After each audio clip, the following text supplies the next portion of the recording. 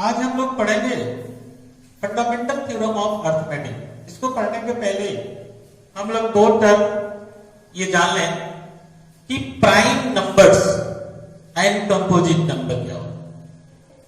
वैसे हम लोग जानते हैं कि prime number exactly two factors, one and itself, and composite number has more than two factors except one and itself. Prime number के exactly two factors होते हैं, वन होता है और वो खुद नंबर होता है, और कंपोजिट नंबर का जो फैक्टर होता है मोर than two factor except one है, वो खुद नंबर जो होता है। तो यहां हम लोग पढ़ेंगे फंडामेंटल थ्योरम ऑफ अर्थमेटिक क्या होता है। तो ये थ्योरम का स्टेटमेंट है कि एवरी कंपोजिट नंबर, यानी कंपोजिट नंबर कहे तो more than two factors, can be expressed, या उसको हम लोग फैक्टराइज करते हैं as a product of primes, as a product of primes. तो हमने एक कंसेप्ट ऑफ नंबर्स में आप लोगों को बताया था कि प्राइम नंबर जो होता है वो वैसे नंबर्स को बोलते हैं जिसके एग्जैक्टली टू फैक्टर्स होते हैं, वन एंड इटसेल्फ, जिसमें कि एग्जांपल में भी 1 to 100 के बीच में हमने जितना भी वो प्राइम नंबर होते हैं वो सबको हमने बता दिया था आपको, जैसे कि 2 है, 3 है, 5 है, 7 है, 11 है, 13, 17, 19, 23, 29, 31 एक्सेट्रा। तो एवरी कंपोजिट नंबर, कोई भी कंपोजिट नंबर अगर होता है तो उसको हम लोग जब फैक्टराइज करते हैं जैसे प्रोडक्ट ऑफ प्राइम्स, वो प्राइम्स में फैक्टराइज करते हैं। जो भी हम लोग फैक्टराइजेशन करते हैं तो हम लोग प्राइम नंबर्स लेते हैं, एंड दिस फैक्टराइजेशन और जो कंपोजिट नंबर का जो फैक्टराइजेशन हमें मिलेगा इज यूनिक, वो बिल्कुल नहीं यूनिक होगा। Apart from the order in which the prime factors occur, ये कोई मायने नहीं रखता है कि आपका वो ऑर्डर क्या होगा, कि आपका उसमें प्राइम फैक्टर्स में अगर 2 पहले आया या 3 पहले आया या 5 पहले आया, ये कोई मैटर नहीं होता। एक apart from the order in which the prime factorisation अगर, तो जिसका हम लोग प्राइम फैक्टराइजेशन करते हैं वो ऑर्डर उसमें कुछ नहीं होता।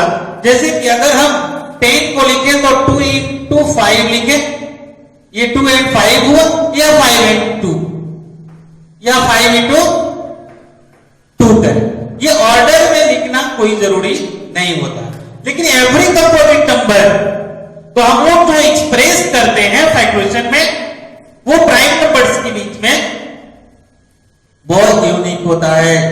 यूनिक है तो जैसे कि एग्जांपल में हमने आपको बताया यहां कि 108 को हम जब प्राइम फैक्टराइजेशन करते हैं तो सबसे पहले हम लोग यहां पे उसको प्राइम नंबर से डिवाइड करते हैं। तो जब 2 से हमने डिवाइड किया तो यहां क्या आ गया क्वेश्चन के रूप में 54। फिर 54 को 2 से डिवाइड किया तो क्वेश्चन आ गया 27। 3 से, क्योंकि ये 2 से डिविजिबल नहीं होगा, बिकॉज हमने बताया था कि यूनिट प्लेस पे अगर 0, 2, 4, 6 या 8 होता है वो 2 से डिविजिबल होता है। यहां आप लोगों को सबसे जरूरी है प्राइम फैक्टराइजेशन करने के लिए डिविजिबिलिटी का रूल्स समझना होगा। तो हम आप लोगों को एक बार पुनः याद दिला देते हैं कि जो डिविजिबिलिटी का रूल्स है 2, 3, 4, 5, 6, 9, 10 है, जो कॉमन है वो हम आपको बताते हैं। तो 2 का जैसा कि अभी हमने बताया कि जिसके यूनिट डिजिट पे ध्यान देना, यूनिट डिजिट पे यानी कि लास्ट हो, 0 हो, 2 हो, 4 हो, 6 हो या 8 हो, उसको हम लोग वो 2 से डिविजिबल होता है, यानी उसको इवन नंबर भी कहते हैं हम लोग। और दूसरा 3 से डिविजिबिलिटी का रूल्स क्या होगा? 3 का डिविजिबिलिटी का रूल्स होता है कि कोई भी अगर नंबर है उसको जितने भी डिजिट से फॉर्म होता है तो उन सारे डिजिट के को हम लोग सम करते हैं। सपोज दैट 1 2 3 है, तो 1 प्लस 2 प्लस 3 यानी कि सी 6 हो गया। Sum of all digits of a number is divisible by 3, then the number is also divisible by 3। अगर किसी नंबर के डिजिट का सम 3 से डिविजिबल होता है तो वो नंबर 3 से डिविजिबल हो जाता है। जो 3 का रूल्स होता है भाई 9 का भी रूल्स होता है। उसके डिजिट का सम हम लोग ऐड कर देते हैं और सम अगर 9 से डिविजिबल हो जाता है तो वो 9 से डिविजिबल हो जाता है। अब है 4। अगर कोई नंबर हो जैसे कि 252 है ना ये, तो लास्ट में 52 होता है। लास्ट 2 डिजिट क्या है? 52 है, 52। अगर the number 4 of A number on the place of 2 last 2 digit यानी कि 1 एंड 10, 1 और 10 डिजिट से जो नंबर फॉर्म होता है, if this number in 52 is divisible by 4, then the number is also divisible by 4। अगर कोई भी नंबर लास्ट 2 डिजिट यानी कि यूनिट प्लेस और 10 डिजिट से जो नंबर फॉर्म होता है, अगर उस नंबर वो नंबर अगर 4 से डिविजिबल है तो वो पूरा नंबर, सपोज दैट ये बहुत कितना बड़ा नंबर है, अगर इसको हमें देखना है कि वो 4 से डिविजिबल है कि नहीं, तो हम केवल लास्ट वाले 2 डिजिट से जो नंबर फॉर्म होता है उस डिजिट को ही केवल देखेंगे कि वो अगर 4 से डिविजिबल होता है तो ये पूरा नंबर 4 से डिविजिबल हो जाता है। सेम उसी तरह से 8 का भी होता है। अगर कोई नंबर लास्ट 3 डिजिट का है तो 252 252, अगर 252 8 से डिविजिबल होता है तो वो नंबर 8 से डिविजिबल हो जाता है। 5 तो हम लोग जानते ही होंगे, 5 का है कि यूनिट प्लेस में केवल अगर 5 होता है तो वो 5 से डिविजिबल होता है, और जो 10 से डिविजिबल होता है जिसके लास्ट डिजिट में 0 होता है वो 10 से डिविजिबल हो जाता है। तो हम लोग को केवल एक और 11 नंबर है जो प्राइम नंबर होता है। तो हमको यहां देखना यह है कि केवल ये प्राइम नंबर का है 1 2 3।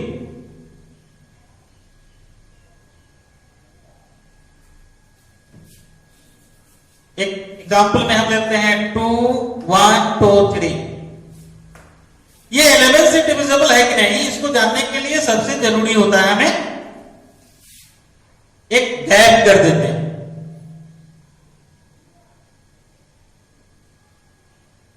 ठीक है, यहां एक छोड़ के 2 प्लस 2 कितना हुआ 4, 1 प्लस 3 कितना हुआ 4। अगर यहां ये 0 भी रहता तो इसको भी ऐड कर लेते। ठीक है, तो 2 प्लस 2 कितना हुआ 4, 1 प्लस 3 कितना हुआ 4। अगर दोनों का डिफरेंस करते हैं तो क्या आता है 0। तो 0 क्या है कि ये 11 से डिविजिबल होता है। 0 तो किसी भी नंबर से डिविजिबल होता है, तो ये 11 से डिविजिबल होगा। अगर हम ये कहें तो वो पूरा नंबर जो है 11 से डिविजिबल होता है। Sum of odd placed digits and sum of even placed digits. Sum of odd placed digits and sum of even placed digits का अगर डिफरेंस 11 से डिविजिबल होता है तो वो पूरा नंबर 11 से डिविजिबल हो जाता है। ये तो था डिविजिबिलिटी का रूल्स। ठीक है, अब जो हम लोग ये फंडामेंटल थ्योरम ऑफ अर्थमेटिक्स जो पढ़ रहे हैं उसके बारे में बताते हैं। तो कोई भी कंपोजिट नंबर उसको हम लोग प्राइम फैक्टराइजेशन में एक्सप्रेस कर देते हैं, जो कि उसका जो फैक्टराइजेशन होता है बिल्कुल ही यूनिक होता है, इसके अलावे अलग नहीं होता। यूनिक कहने का यह मतलब है कि वो इसके अलावे और कुछ नहीं हो सकता, भले वो प्राइम फैक्टर्स का ऑर्डर कुछ भी। जैसे कि ये हमने 108 को फैक्टराइज किया है, तो ये 2 इंटू 2 इंटू 2 इंटू 3 इंटू 3, तो इसमें 2 कितना है 3 है और 3 कितना है 2, तो हम इसको आगे भी लिख सकते हैं, इसको पीछे भी लिख सकते हैं। ये ऑर्डर का कोई मतलब नहीं रहता, लेकिन इसका जो 108 का प्राइम फैक्टर्स होगा वो 2 इंटू 2 इंटू 2 और 3 इंटू 3 इंटू 3 ही होगा, इसके अलावा और कोई नहीं हो सकता है। इसीलिए इसको ये जो फैक्टराइजेशन को यूनिक कहा गया है। ऑर्डर आपका कुछ भी हो सकता है। दूसरे एग्जांपल में हमने क्या किया, जब ये 2 से डिविजिबल होगा तो ये 2 इंटू 2 इंटू 2 से 4 तो 60, 2 से 30 है, 2 से 15, 2 से 5 है, 5 से। अब यहां हमने क्या लिखा 120 इसका 2 इंटू 2 इंटू 2 है 3 into 5 two the power 3 and 3 single है और 5 सेम। उसी तरह से 2 126 टू 63 3 से 21 this is 7 times यहां 1 कर दीजिए। तो 2 इंटू 2 इंटू 3 इंटू 3 इंटू 7, तो इसको हम लोग ऐसे लिख सकते हैं 2a square into 3a square into 7, इसको इस तरह से लिखा जाता है। तो ये हुआ आपका फंडामेंटल थ्योरम ऑफ अरिथमेटिक। तो ये प्राइम फैक्टराइजेशन होता है। फिर हम लोग आगे इसको पढ़ते हैं कि how to find HCF by prime factorisation method. ठीक है, ये प्राइम फैक्टराइजेशन मेथड कैसे फाइंड होगा इसको हम लोग जरा सा देखते हैं। तो हम लोग पढ़ेंगे कि कैसे प्राइम फैक्टराइजेशन से HCF एंड LCM फाइंड करते हैं। तो सबसे पहले हमने 2 नंबर्स लिया, देखते 2 नंबर्स 612 एंड 1340। फिर 612 को हमने प्राइम फैक्टराइजेशन करेंगे, जैसे कि हमने पहले बताया है। ये 2 से डिविजिबल है लास्ट में, बिकॉज 2 है तो 306 है, फिर 6 है लास्ट में, तो ये 2 से डिविजिबल होगा। 2 से हमने किया 153 हुआ। अब चूंकि लास्ट में 0 2 4 6 ये नहीं है, तो हम लोग ये कोशिश करेंगे ये जानने की कि ये 3 से डिविजिबल है कि नहीं। तो इसको हम लोग ऐड करेंगे 1 5 और 3, तो 1 प्लस 5 प्लस 3 इक्वल टू 9 हो गया, यानी कि ये नंबर 9 से भी डिविजिबल है और 3 से भी डिविजिबल है। लेकिन हमें यहां जो नंबर लेना है वो प्राइम नंबर लेना है, यानी कि 3 प्राइम नंबर है, 9 को हम लोग नहीं लेंगे। तो 3 से जब हमने डिवाइड किया तो आ गया ये 51, और फिर ये 2 से तो नहीं जाएगा, तो हम 3 से देखेंगे तो ये 17 टाइम्स में आ गया, क्योंकि 17 जो है वो एक प्राइम नंबर है, इसलिए 1 टाइम। तो हम लोग इसको 612 को इस तरह से लिख दिया 2 इंटू 2 इंटू 3 इंटू 3 इंटू 17। अब नेक्स्ट जो नंबर है 1314, तो ये लास्ट में 4 है तो 2 से डिविजिबल हो जाएगा ये, तो 2 से ये 657 टाइम्स, फिर ये लास्ट में 7 आ गया, तो हम 3 से ट्राई करेंगे। 6 प्लस 5 प्लस 7 कितना होगा 18, 3 से डिविजिबल हो जाएगा 219 टाइम्स, फिर ये 3 से डिविजिबल होगा 73 टाइम्स। प्राइम नंबर्स में हमने बताया था कि 73 एक प्राइम नंबर है, तो प्राइम नंबर तो किसी दूसरे नंबर से डिविजिबल होता नहीं है, तो इसको हम लोग लिख देंगे क्या 1314 equal to 2 into 3 into 3 into 70, 2 into 3 into 3 into 70। अब है कि हम लोग HCF फाइंड कैसे करेंगे इस मेथड से। तो HCF फाइंड करने के लिए सबसे पहले इसके फुल फॉर्म को आप समझेंगे, हाईएस्ट कॉमन फैक्टर। 2 टर्म है, ये 3 वर्ड्स है इसमें, H for highest, C C for common, F for factors. तो फैक्टर्स को हमने निकाल लिया, ये जो नंबर्स है इसका हमने फैक्टर्स निकाल लिया, ये फैक्टर्स है। अब है कि कॉमन क्या है इसमें, कॉमन फैक्टर इस दोनों में 2 जो है कॉमन है, ये 3 कॉमन है, फिर ये और ये, अगर कोई नंबर जो है कॉमन नहीं है। अब HCF हाईएस्ट कॉमन फैक्टर, अधिक से अधिक जितना भी कॉमन फैक्टर है उसी का जो प्रोडक्ट होता है वो HCF हो जाता है। तो 2 into 3 into 3 यानी कि HCF क्या आ गया आपका 18। अब हम देख लेते हैं LCM, lowest common factor. LCM में लोएस्ट कॉमन फैक्टर कहेंगे इसको। तो यानी कहने का मतलब जो कॉमन फैक्टर है उसको पहले आप लिख दीजिए और रेस्ट जो नंबर है उसको भी लिख के प्रोडक्ट कर दीजिए। तो 2 into 3 into 3 कॉमन हो गया, उसका रेस्ट क्या बच गया 2, 17 एंड 73। 2 into 17 एंड 73, इस सबको हम लोग मल्टीप्लाई करेंगे। जब इस सारे नंबर्स को प्रोडक्ट करते हैं तो आ जाता है 44,676। ये आपका एलसीएम हो गया। अब जो है एक इंटरेस्टिंग थिंग है कि अगर 2 नंबर्स का एचसीएफ एंड एलसीएम फाइंड करते हैं तो हमने क्या किया कि एक रिजल्ट प्राप्त करने के लिए कि एचसीएफ और एलसीएम का हमने प्रोडक्ट कर दिया, मल्टीप्लाई कर दिया, ठीक है। तो 18 into 44,673 यानी एचसीएफ इंटू एलसीएम।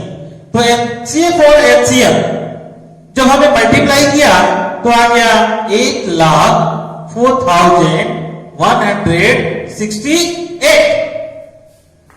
फिर जो 2 नंबर का हमने एचसीएफ और एलसीएम निकाला था उस नंबर का प्रोडक्ट करने पर फिर से वही नंबर आता है, यानी 612 into 1,314 इक्वल टू 8,04,168।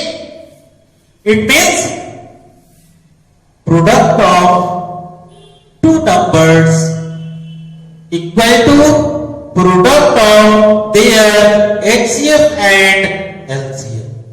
तो एक हमें एक कंक्लूजन, एक फॉर्मूला हमें मिला कि product of 2 numbers equal to HCF into LCM, या कोई भी 2 नंबर का HCF और LCM जब फाइंड करेंगे तो उसका HCF और LCM का जो प्रोडक्ट होगा उस दोनों नंबर के प्रोडक्ट के इक्वल होगा। समझ में आई बात? तो अब हम लोग आगे इसमें से कुछ नंबर फॉर्मूला निकालेंगे, उसको आगे देखते हैं। यहां हम देखेंगे कि इससे 3 फॉर्मूला निकलते हैं। यहां लिखते हैं हम लोग, अगर HCF 2 नंबर्स अगर दिया रहेगा तो उसका अगर LCM भी अगर दिया रहे तो हम लोग कैसे इस फॉर्मूले से HCF फाइंड करेंगे। तो यहां लिख देंगे product of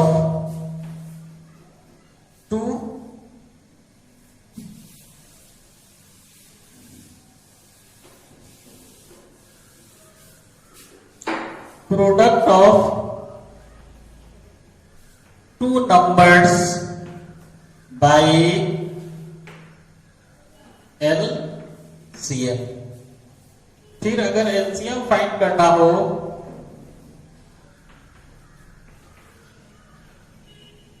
product of 2 numbers by HCF and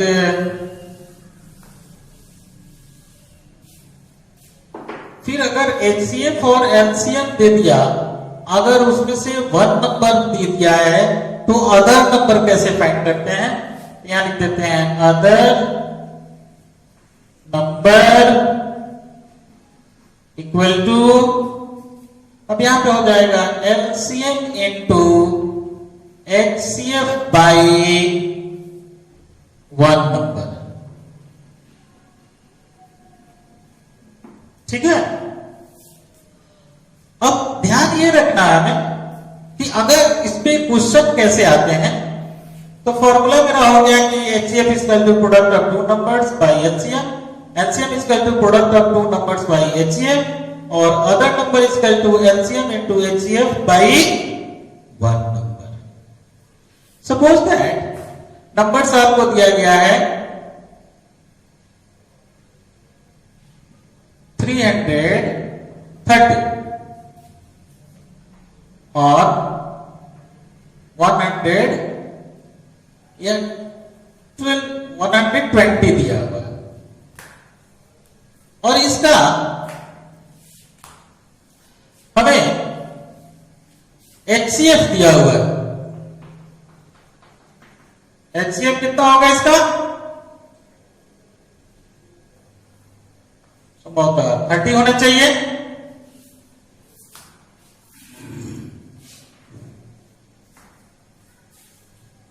ठीक है। तो अगर एलसीएम फाइंड करना हो तो एलसीएम इज इक्वल टू क्या हो जाएगा? फॉर्मूला देखेंगे, product of 2 numbers by HCF. तो प्रोडक्ट ऑफ 2 नंबर्स क्या होगा? 330 इंटू 120। एचसीएफ क्या होगा? 30।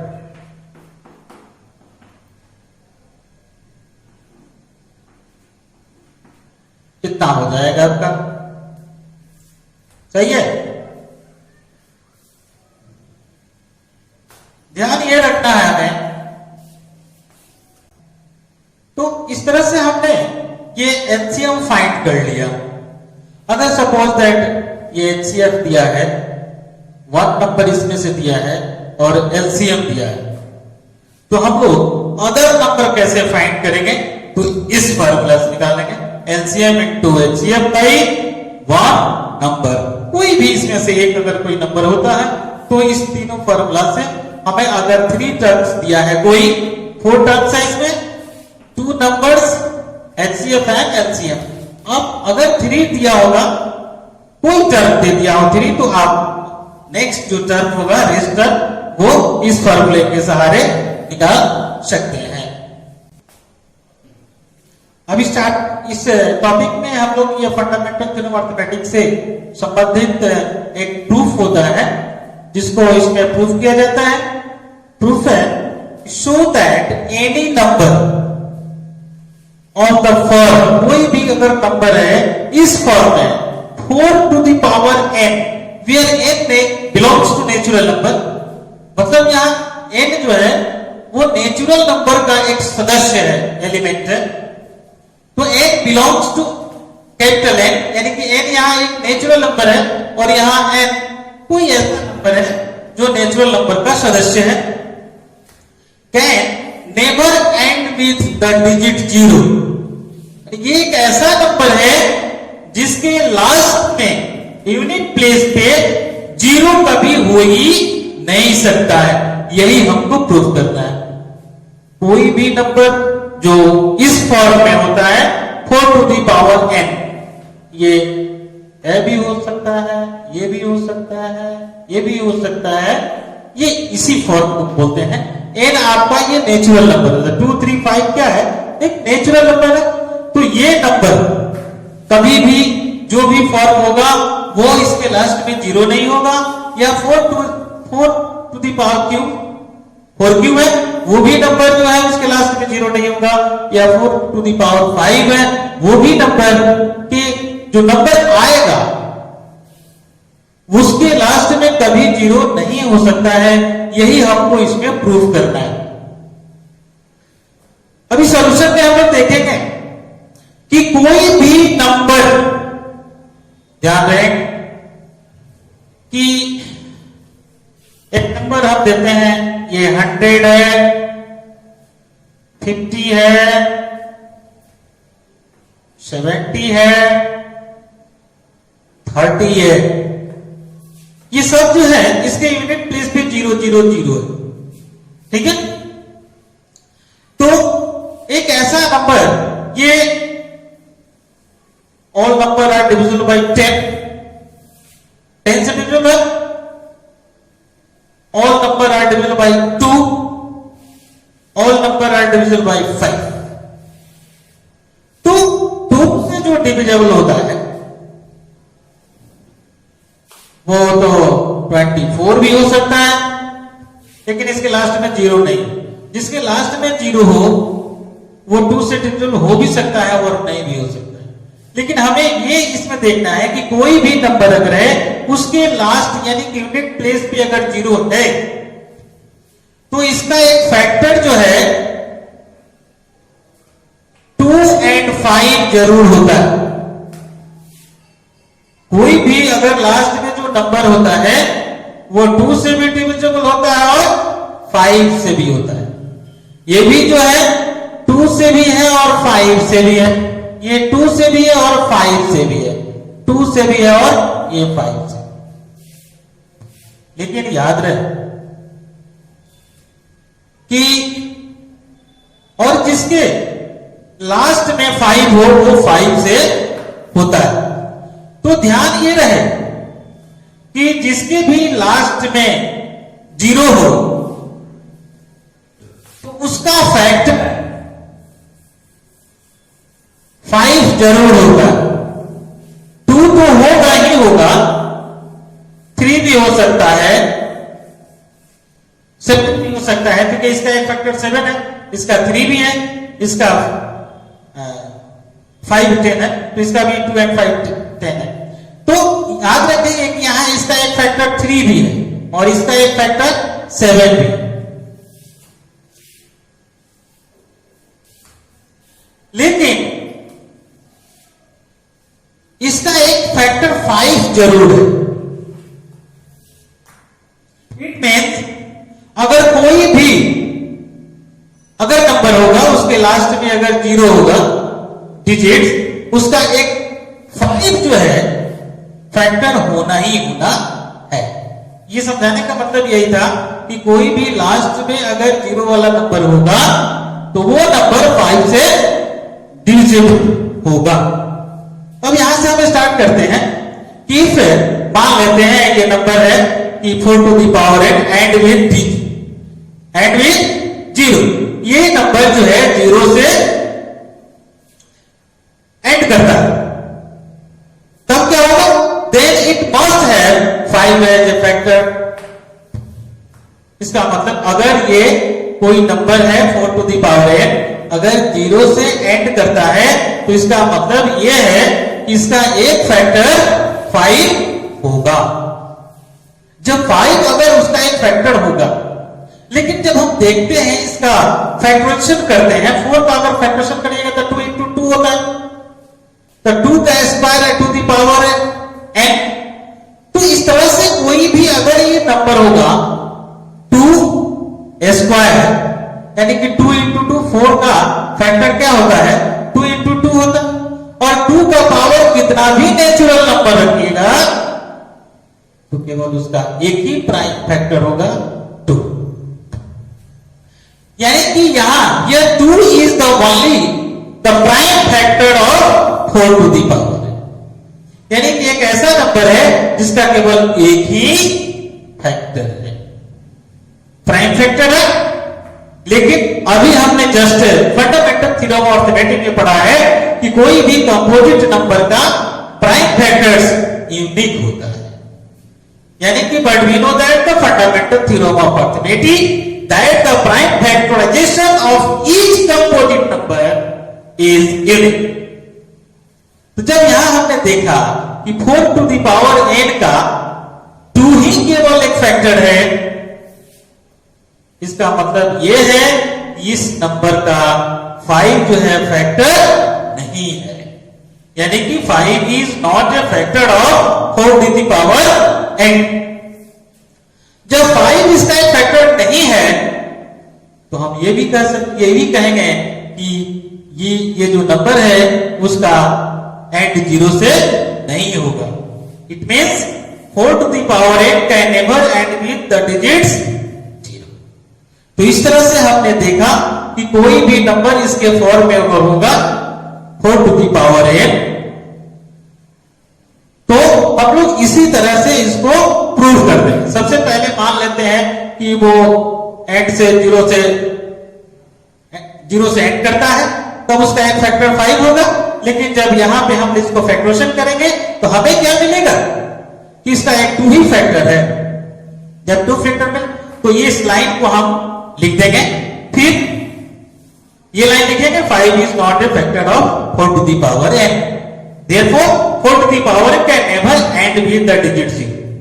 एक दूसरा एग्जाम्पल हम उस यहां पे थोड़ा चेंज कर दे रहे हैं, यहां पे ले रहे हैं 6 to the power n। ठीक है, इस नंबर अगर रहेगा तो आप कैसे इसको लिखिएगा या बनाइएगा, इसी पर हम आपको समझा देते हैं कि क्वेश्चन क्या रहेगा। Show that any number of the form 6 to the power n belongs to n can never end with the digit 0। Start हम वैसे ही करेंगे। स्टार्ट कैसे करेंगे? If 6 to the power n end with 0, then it must have 5 as a factor। ये तो line हो गया।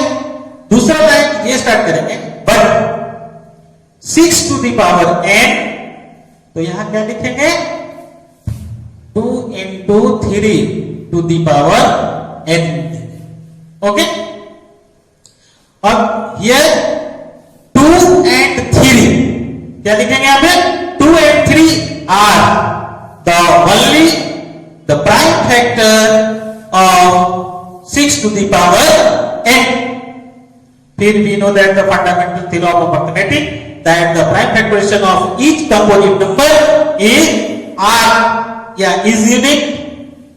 अब यहां लिख देंगे 5 is not a factor of 6 to the power n, therefore 6 to the power n can never end with the digits 0।